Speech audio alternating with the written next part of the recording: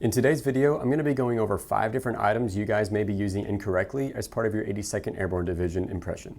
As World War II reenactors, it's very important to portray history as accurately and true as possible. Not only in what you're verbally teaching others, but also in your uniforms and gear. Because people will see you and they'll see what you're wearing and will most likely take that as gospel and in a lot of cases copy it. When I was younger, I put my 82nd Airborne Division impression together based off of what I saw other reenactors around me wearing. Most of the guys around me at that point were wearing things that really were not accurate, and I just copied them without really doing any proper research of my own. A lot of gear and uniforms really varied between units and divisions, so always make sure that you're doing the research on the specific unit that you're going to portray. Now, for the sake of keeping this video as short as possible, I'm only going to be covering the 82nd Airborne and their uniforms and gear that they would have worn during the Normandy invasions. Also, make sure you guys stick around to the end because I'm going to be sharing a bonus suggestion that will take your impression from 0 to hero. Prior to the jump into Normandy, France, all airborne divisions and units were ordered to impregnate the uniforms in a compound called CC2.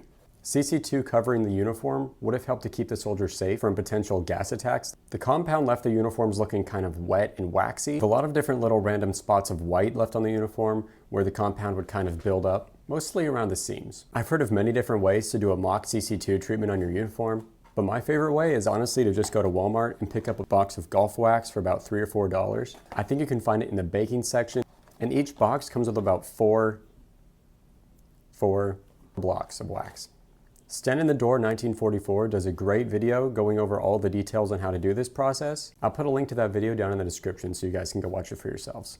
The majority of airborne reenactors do not do a mock CC2 impression on their uniforms, even though in my opinion and others, it's one of the most important things you can do for your impression. So go to Walmart, get some wax and put this on your uniform, and it's going to take your impression from 0 to 100 real fast.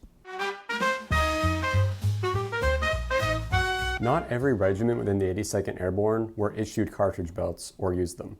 For instance, I reenact as a rifleman in the 505th Parachute Infantry Regiment. The 505th really didn't use cartridge belts until later on in the war. For Normandy, they just had pistol belts and would put rigger pouches on them. Rigger pouches were small pouches that could hold up to 5 or 6 en-bloc clips and maybe a couple grenades. These pouches really were not loved by the airborne as they were kind of inconvenient. Tie-down rigger pouches are kind of annoying because in order to access your ammo, you have to untie the lid, and if it's just untied and you're running around, the ammo is going to be falling out and everything, so they really weren't favored by the airborne, but it's what they had, it's what they used, so as reenactors, we need to be making sure that we're using the same thing. Number 3 is gas brassards. The gas brassard was a gas detection device which would change color if gas was detected in the area. Most airborne regiments did use these, but the 505th did not. Because of the flimsy paper-like material the gas brassards were made of, they saw these as unnecessary. I guess they figured they'd just fall apart, which most of them really did very quickly. Plus, they figured that the CC2 treatment on their uniforms would keep them protected if gas was implemented against them. Let ropes were issued and used by most airborne regiments in 1944. The idea of a let rope was if you got caught in a tree or on top of a building or just somewhere up high and you needed to be able to get down quickly, you could just take this rope, unravel it, drop it down and tie it to something, and then climb down that rope. But the 505th didn't use let ropes in Normandy.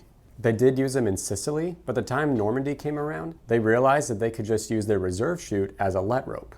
Since the 505th saw combat prior to the Normandy invasion, they had a head start on kind of testing out gear and seeing what and wasn't useful or worth taking with them. So they cut down on a lot of items for the sake of jumping light. So if you're reenacting as 505th, don't worry about getting a let rope.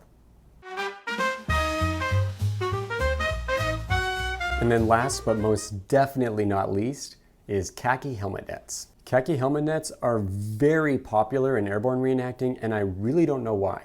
Something had started with Private Ryan from the movie Saving Private Ryan as he was wearing a khaki helmet net, and I have to say that's a pretty good guess. To my knowledge, no airborne regiment or division ever used khaki helmet nets. Again, do the research on the unit and division that you are portraying, but to the extent of my research and from the advice given to me from people who've been doing this kind of stuff and researching these things for 20 plus years, they never use khaki helmet nets. Khaki helmet nets are another very popular item that you'll see airborne reenactors using them. Do not follow that example. Use a green helmet net. Now, just because you have a green helmet net doesn't mean it's correct either. Helmet nets kind of changed throughout the war, and different airborne troops were given different helmet nets at different points in the war. It can be kind of confusing. For instance, With the 505th, in the years leading up to Normandy, they were using the half-inch helmet, which you can see right here. It's got bigger holes. But for the Normandy invasion, they were using the 1/4-inch net, which you can see right here. You can see it was much smaller holes.